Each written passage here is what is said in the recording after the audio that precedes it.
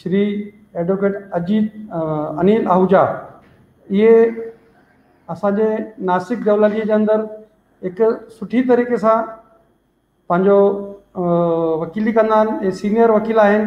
ये पंहिंजो कमु नासिक ऐं बॉम्बे हाई कोर्ट में भी कंदा आहिनि ऐं हिननि जो समाज जे अंदर चङो ई चैरिटी ऐं हिननि जो इन्वॉल्वेशन सभिनी एक्टिविटी जे अंदर वधि में वधि भाग खणंदा आहिनि ऐं सोशल वर्क भी हिननि जो ॾाढो वॾो आहे। ऐं सभिनि खां ॿी वॾी ॻाल्हि त हिननि खे पंहिंजे सोशल वर्क जे अंदर पंहिंजी धर्म पत्नीअ जो बि वॾो साथ अथसि, पंहिंजे वॾे भाउ जो बि वॾो साथ अथसि, वॾी भाभीअ जो साथ अथसि। ऐं इन खां वॾो हिननि जो जेको परिवार जो जेको हेड आहे जमनादास जी आहूजा, उन्हनि पंहिंजे ॿिन्हिनि पुटनि खे, ॿिन्हिनि नुंहंनि खे ऐं सभिनि पोटनि खे एॾी सुठी सिखिया ॾिनी आहे। सिर्फ़ु इन्हनि जो हथु समाज लाइ हमेशह खुलियल हूंदा आहिनि। कॾहिं बि इन्हनि वटि वञो असांखे कंहिं ॻाल्हि जी कॾहिं बि घटिताई न थी आहे। हाणे मां पंहिंजे विच में श्री अनिल जी खे घुराईंदुसि, असांजे जेके हितां जा जेके प्रसिद्ध वकील आहिनि, ऐं मां उन्हनि खे चवंदुसि त थोरो पंहिंजे बारे में ऐं जेके पाण कमु कंदा आहिनि या जेके हिननि जे दिलि जे अंदरि काई ॻाल्हि हुजनि भई अञा छा सिंधी समाज जे अंदरि करणु खपे या छा थियणु खपे, त मां उन्हनि खे विनंती कंदुसि त पंहिंजा वीचार अॼु जे हिन कार्यक्रम में रखनि। माइक तव्हांजो माइक बंदि आहे। हाँ, हरिओम, जय झूलेलाल। मां अनिल आहूजा तव्हां सभिनी जो शुक्रगुज़ार आहियां जो तव्हांजे साम्हूं मूंखे ॻाल्हाइण जो मौक़ो मिलियो।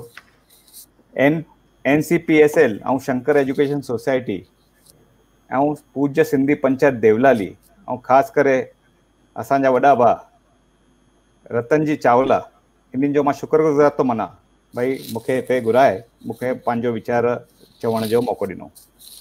इहा ॾाढी सुठी ॻाल्हि आहे भई हे जेको प्रोग्राम शुरू थियो आहे इहो ॾाढो घर वेठे इन कोरोना जे काल में सिंधी ऐं सिंधियत जे बारे में सॼी जानकारी माण्हुनि खे मिले थी पई।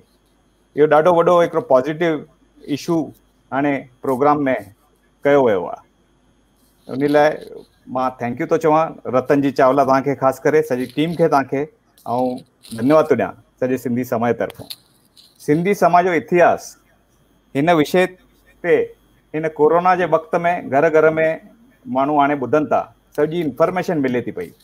सभिनी खां पहिरीं अॼु जो विषय जेको आहे सिंधी समाज अॻिते कीअं वधे, हाणे हिते सभिनी जी रिस्पॉन्सिबिलिटी आहे त कीअं सिंधी समाज खे वधाए वञे। ख़ाली स्पेसिफिक जेके आहिनि जेके अलॻि जेके रुगो समाज या पंचायत इन्हनि जो ई ड्यूटी न आहे, पर सभिनी सिंधियुनि खे गॾु मिली कीअं समाज खे अॻियां वधाइणो आहे इन जी इहो तय करणु खपे। इन ॻाल्हि में कोई शक न आहे कि अॼु ताईं सिंधियुनि खे जेको बि तकलीफ़ूं थियूं आहिनि, अॼु ताईं पार्टीशन खां पोइ जॾहिं हिते आया हुया माइग्रेशन करे, त काफ़ी सिंधियुनि खे तकलीफ़ थी। अॼु कंहिं बि बुज़ुर्ग खां पुछियूं असां त केॾा ॾुख ॾिठा अथऊं सभिनी सिंधियुनि ड्यूरिंग द पार्टीशन, हुजे उहे असांजे दादा हुजनि या भई जेके बि बुज़ुर्ग हुजनि, केॾी दुख दर्द सभु छॾे करे, जेको बि दुकानदारी सभु छॾे करे हिते आया, उन खां पोइ हिते अची सेटल थिया। हिननि हिमत न हारी, पर पंहिंजे बलबूते ते पाण जो प्रूव कयूं, पाण खे प्रूव कयूं ऐं पॉज़िटिव एटीट्यूड सां प्रूव कयूं करे बिज़नेस में सक्सेसफुल थिया या प्रोफेशन में सक्सेसफुल थिया। हिंदुस्तान जे आर्थिक जेको कंडीशन आहे उन में इम्प्रूवमेंट में सिंधियुनि जो वॾो हथु आहे। हिकिड़ो यादि थी अचे ॻाल्हि, मशहूर लेखिका माया भटीजा जो हिकिड़ो किताब लिखियल आहे जेको आहे पैसो, उनजो नालो आहे पैसो, जेको उनजो टाइटल ई ॾिनल आहे भाई how to do business, how Sindhis do business. इन किताब में तव्हां अगरि पढ़ंदव त नामचीन सिंधियुनि जो नाला खयां विया आहिनि जेके हिंदुस्तान खां ॿाहिरि वञी बि उते तरक़ी करे ऐं काफ़ी सारो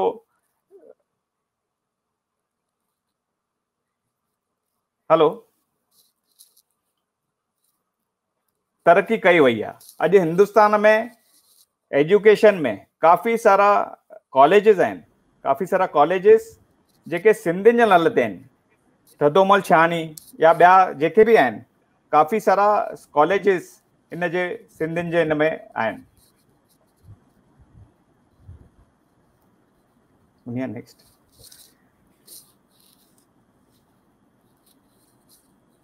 हिकिड़ी मशहूर लेखिका जेकी आहे नंदिता बालानी, मां हिकिड़ो किताब उन्हनि जो रेफर करणु थो चाहियां, the making of exile Sindhis Hindus and the partition of India.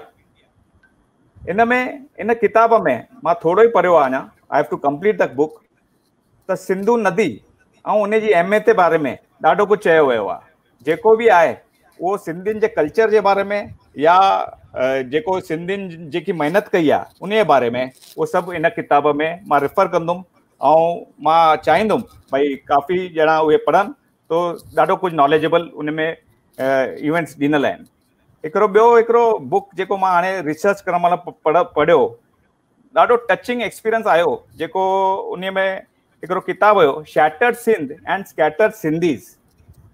उन जो जेको इहो आहे जेको कल्चर असांजे बारे में कल्चर देन पार्टीशन ऐं वापसि रिवाइवल, इन जे बारे में सॼी स्टोरी ॾिनल आहे। अहिड़ियूं काफ़ी ॻाल्हियूं जेकियूं आहिनि साबित करण लाइ काफ़ी आहिनि कि सिंधियुनि देश में सिंधियुनि जे करे देश जी काफ़ी डेवलपमेंट थी आहे, वाधारो थियो आहे। अॼु सिंधियुनि जी फैमिलीज़ अलॻि अलॻि शहरनि में सेटल्ड आहिनि। सिंधियुनि जे लाइ कोई अलॻि राज्य न आहे। असां माइनॉरिटी में आहियूं, पर माइनॉरिटी जो कोई बि असां फ़ाइदा न वरिता आहिनि, कोई बि हक़ु न जमायो आहे। अॼु मुद्दो आहे कि असांखे छा करणु खपे जो सिंधी अॻियां अचनि। इहो जेको सुवालु आहे इहो सॼो सिंधी समाज या जेके बि आहिनि कंसर्न उनखे सोचे करे अॻियां हली करे सपोर्ट करणु खपे हिक ॿिए खे ऐं अॻियां फ़ैसिलो करणु खपे भई छा करणु खपे। सभ खां पहिरीं त एजुकेशन जेको आहे इहो इम्पोर्टेंट पार्ट आहे लाइफ में। हाणे जेको बि आहे ऐं एजुकेशन ओनली बेसिक एजुकेशन काफ़ी न आहे, त हर सिंधीअ खे हाई लेवल एजुकेशन करण जी ज़रूरत आहे। हाणे मूंखे if I am not wrong NCPSL जे तरफ़ां बि UPSC जे एग्ज़ाम्स लाइ क्लासिस हलाया वेंदा आहिनि, जेको मूंखे चयो वियो हुयो। छो न सिंधी ॿार कलेक्टर थिए, छो न सिंधी ॿार IPS IRS थिए। हर सिंधीअ खे फुल मैक्सिमम एजुकेशन ॾियण जी असांजी रिस्पॉन्सिबिलिटी आहे। मुंहिंजे इंफॉर्मेशन जे मुताबिक़ UPSC जेके सब्जेक्ट आहे, UPSC जो जेका एग्ज़ाम आहे उन में सिंधी UPSC मेंस जे सब्जेक्ट में Sindhi literature is a optional subject. इहा ॻाल्हि मूंखे हाणे थोरी ॾींहं अॻु में ख़बर पई आहे। एजुकेशन हर सिंधी ॿार खे मिलणु घुरिजे, चाहे उहो ग़रीब हुजे या जेको अफोर्ड न करे सघे। हिन ॻाल्हि जी इम्पोर्टेंस सम्झी करे असांजा दादा स्वर्गीय जमनादास आहूजा पंहिंजी तरफ़ां हमेशह सेवा करण जी कोशिशि कंदा हुया। उहा सीख दादा असांखे बि ॾिनी आहे। असां बि हमेशह जेको बि ज़रूरतमंद हूंदा आहिनि उनखे एजुकेशन में ख़ासि करे मदद करण जी कोशिशि कंदा आहियूं।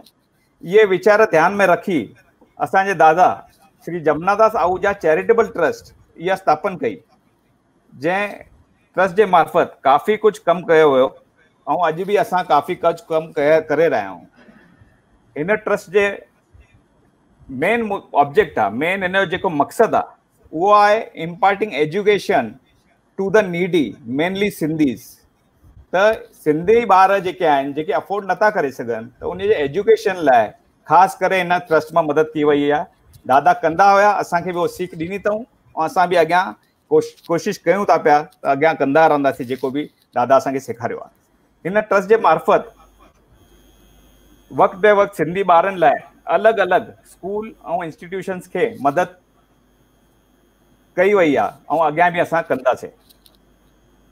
मां बचपन खां घणो ई ॿुधंदो आयो आहियां, ॾिसंदो आहियां, सम्झंदो आयो आहियां कि दादा पाकिस्तान मां सभु कुझु छॾे हिंदुस्तान में रेफ्यूजी थी रहिया ऐं ॾाढा दुख ॾिठऊं, पर उन्हनि हिमत न हारी, स्ट्रगल कयूं, पंहिंजे बलबूते ते शुरूअ में गवर्नमेंट जॉब कयूं as a clerk in the collector office.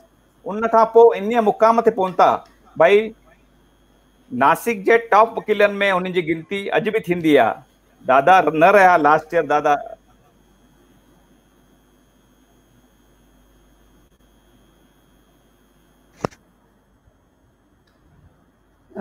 कुछ तो भी टेक्निकल कारण असांखे जे छॾे करे हली विया, पर अॼु बि उन्हनि जो नालो जी ॿुधायो जी जमनादास आहूजा चैरिटेबल ट्रस्ट जेको स्थापन कयो असांजे दादा, उन वाइस प्रेसिडेंट जे नाते मां इहो एश्योरेंस थो ॾियां भई अॼु खां पोइ या अॻिते बि असां कई आहे, जेको बि सिंधियुनि लाइ जेको बि करिणो पवंदो या सिंधी ॿारनि लाइ ख़ासि करे एजुकेशन लाइ कुझु में मदद करणी पवंदी, उन लाइ असां तयारु आहियूं, हमेशह तयारु हुयासीं ऐं जेको बि करिणो हूंदो उहो मदद कंदासीं।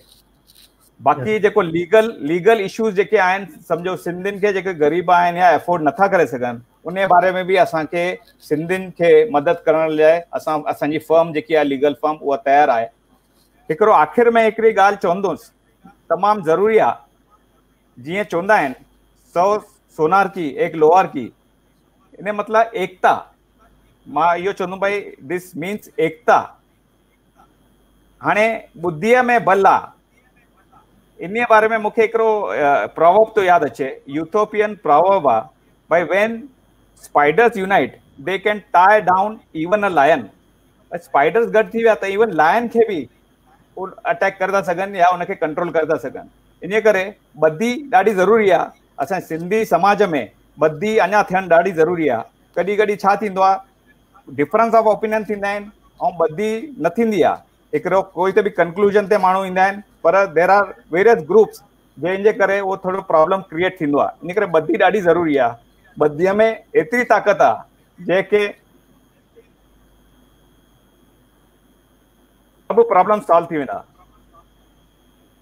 चवण जो मतिलबु आहे सभई मिली जुली रहूं, सिंधी ॻाल्हायूं, हिक ॿिए खे मदद कयूं ऐं सिंधी भाषा या ॿोली खे टॉप ते पहुचायूं। मूंखे इहो आख़िरी में इहो ई चवणो आहे भई we all are proud to be Sindhi and we are proud of Sindhiyat. बसि इहा ई इच्छा आहे भई सभु कुझु असां मिली जुली कयूं ऐं सिंधी ॿोली ऐं सिंधी कल्चर खे अॻियां वधायूं। ऐं बसि थैंक यू, महिरबानी, जय झूलेलाल। धन्यवाद भैया। ऐं तव्हां जेकी कोशिशि कई उन लाइ बि धन्यवाद। ऐं तव्हां हमेशह समाज सां गॾु रहंदा आहियो, दादा बि हमेशह गॾु समाज सां गॾु रहंदा हुआ ऐं तव्हां उहा परंपरा तव्हां बि निभाईंदा आहियो। असांखे इन ॻाल्हि जी ख़ुशी आहे त अॻिते बि तव्हां समाज सां जुड़ंदा रहंदो। जिते बि समाज खे कुझु राह ॾेखारण जी ॻाल्हि ईंदी तव्हां ॾेखारींदा, किथे बि मदद जी ॻाल्हि ईंदी तव्हां मदद कंदा, इहो मूंखे 100% गारंटी आहे।